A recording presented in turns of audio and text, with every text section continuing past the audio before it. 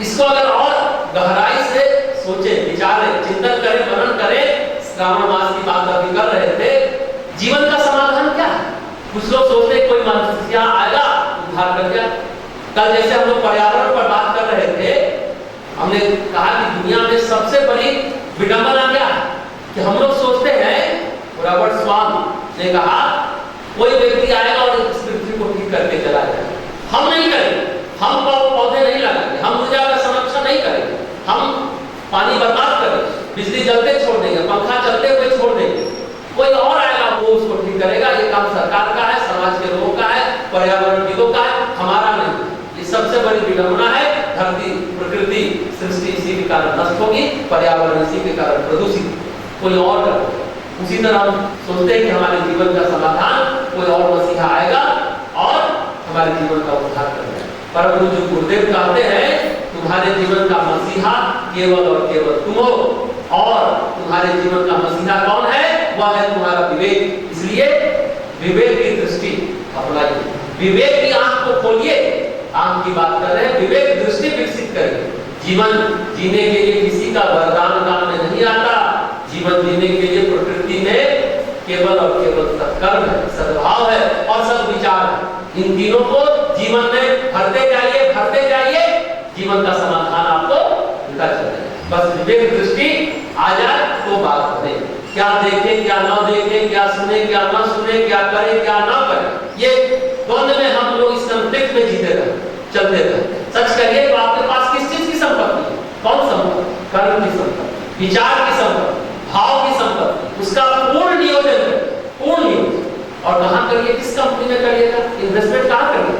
आजकल लोग रुपया पैसा इन्वेस्ट करते हैं ना, इस कंपनी में तो ज्यादा ब्याज मिलेगा, ज्यादा सुरक्षित है। कहाँ पूर्ण नियोजन करें? सबसे बड़ी कंपनी दुनिया में प्रकृति है, उस कंपनी में आप इन्वेस्ट करिए, पूर्ण नियोजन करिए। पूरी दुनिया में एक ही कंपनी काम कर रही है, उस कंपनी का नाम है प्रकृति, और वहां सिर्फ एक ही इन्वेस्टमेंट होता है, सत्कर्म का, सद्विचार का और सद्भाव का। बात को सुनिए और अपने जीवन में उतारिए तो बात बनेगी। अगर नहीं कर रहे हैं तो समय थोड़ा है, करना शुरू कर दीजिए।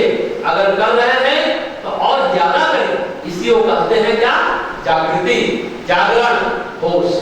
मतलब अंतर मन की आंखों का खुल जाना। अभी जैसे हमने कहा आंखें क्या है? सामान्य क्रम में आप क्या कहेंगे? आंख इंद्रियां है। आंख क्या है? देखने का एपरेटस है, उपकरण है। लेकिन साहित्यिक दृष्टि से, आध्यात्मिक दृष्टि से आध्यात्मिक मूल्य क्या है? जागरण। जब कहते हैं आंखें खुली रखो, मतलब होश में रहो। अरे भाई आंखें खोलो, मतलब होश में आ जाओ। यानी मूर्छा जो हमारे मन पर छाई हुई है उसे हटाओ।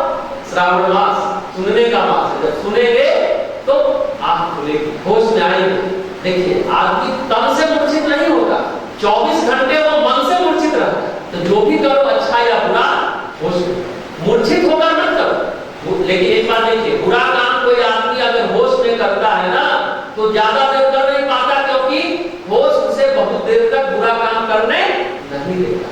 लेकिन जब आदमी मूर्छा में कर रहा होता है तो लोग क्या कहते हैं?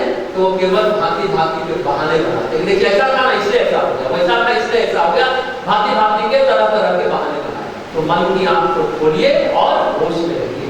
अच्छा, कुछ लोग सोच रहे क्या तन की आंख इंद्रियां हो गई, मन की आंख की चर्चा हो गई, क्या आत्मा की आंख होती है क्या?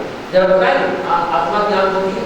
इसका उत्तर है आत्मा को आंख की जरूरत नहीं है, क्योंकि हमेशा वो होश में, हमेशा होश में जागरण है। आत्मा को जगाने की जरूरत नहीं है, आत्मा कभी मूर्छित नहीं होती। हाँ, उस लेवल तक, उस तल तक पहुंचिएगा तब बात बनेगी। मन की देहरी, चित्त की देहरी जब आप पार कर वहां तक पहुंचेंगे, उस तल तक पहुंचेंगे, तो वो ऐसी ज्योति है जो कभी बुझती नहीं और कभी जली भी नहीं।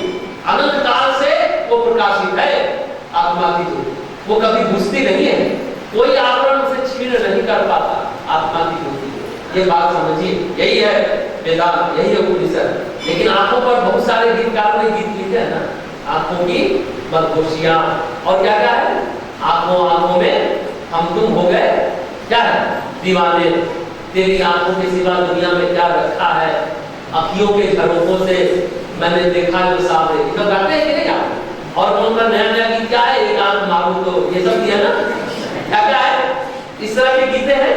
अब देखिए आंखों का बायोलॉजिकल मूल्य है जो हमने बताया, देखना, साइकोलॉजी में एक शब्द है ना परसेप्शन, परसीव कर, अनुभव कर, अनुभूति। लेकिन इसका सही अर्थ अगर आप जानना चाहें ना, आंख का मतलब है अनुभूति का द्वार। कहता है ना आंख से उतर कर मन में बस गया, आंखों के माध्यम से उतर गया, अंदर चला गया। लेकिन अगर मन पर चादर पड़ी है तो अनुभूतियां सही नहीं रहती, अनुभूतियां झिलमिलाने लगती हैं। जैसे आंखें खोलना, आंखें बंद करना, आंख लगना, आंख झपकना, ये सब क्या है? इसका साहित्यिक मूल बस यही है कि आंख का अनुभव यानी होशपूर्ण अनुभव। लेकिन जब कहते हैं आंखों की मदहोशी, आंखों की मस्तियां, ये क्या है? मतलब आपकी आंखों पर बेहोशी की चादर चढ़ती चली जा रही है। खुली आंख में भी तब आप बेहोश हो जाए। जब हम कहते हैं, पूछते हैं, अरे कब तुम्हारी आंखें खुलेगी, इसका मतलब थोड़ी आंख बंद करके बैठा है, आंख तो खुली है लेकिन वो बेहोश है। एक और बात जो हमने शुरू में कहा, कौन देखता है, कौन सुनता है, इस पर बात हुई। अब इसको यहाँ पर आप उसका उत्तर देते हैं, कौन देखता है? आप कहीं बैठे हैं, विचार रहे हैं, सोच रहे हैं, निमग्न है किसी बातों में, यादों में, हो सकता है कोई हो, आंख खुली है, कोई व्यक्ति गुजर गया, पीछे से कोई व्यक्ति आता है, आप पूछता है, अरे भाई आप कितनी देर से बैठे हो? हाँ मैं 1 घंटे से बैठा हूँ। अरे एक आदमी गुजरा, आपने देखा किधर गया? बोला मैंने तो नहीं देखा। अरे भाई आंख रहते हुए अंधे हो क्या?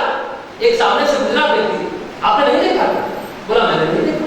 मतलब वो देख करके भी नहीं देखा जब उसकी आंखें खुली। तो आंख नहीं देखता, कौन देखता है? क्योंकि मन में यादों के झरोखे में क्या आंख देख करके भी देख नहीं पाई, यानी मन में रजिस्टर नहीं हुआ, आप देख करके नहीं देख पाए। तो कौन देखता? मन देखता, रियल में आत्मा देखता।